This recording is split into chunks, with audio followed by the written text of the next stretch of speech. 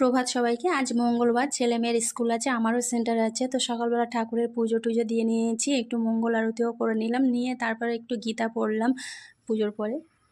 দেবান ভাবয়তানেন্তে দেবা ভাবয়ন্তু পরস্পরং ভাবয়ন্তু শ্রেয় পরম ভাবস্যথ। তারপর পুজো কমপ্লিট করে প্রসাদটা তুলে নিয়ে এসে উষ্ণ গরম জল আর প্রসাদটা প্রথমে খেয়ে নিলাম। তারপর একটু ভাত বসিয়ে দিলাম, আলু সিদ্ধ ও ডিম সিদ্ধ দিয়ে ভাত বসিয়ে দিলাম। আর ভাতটা আগে ওদের খেতে না দিয়ে সময় আছে বলে আগে টিফিনটা বানিয়ে নিচ্ছি। আজকে বানিয়েছি চিঁড়ের পোলাও। ছেলে বললো চিঁড়ের পোলাও খাবে, তা চিঁড়ের পোলাও বানিয়ে দিলাম।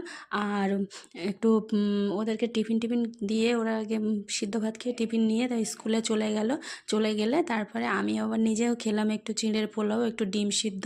আর ডিম সিদ্ধটা না হাফ বয়েল হয়ে গেছে, খেজুর ছিল সঙ্গে আর একটু হরলিক্স। তো ভিডিওটা কেমন লাগলো অবশ্যই জানাবেন।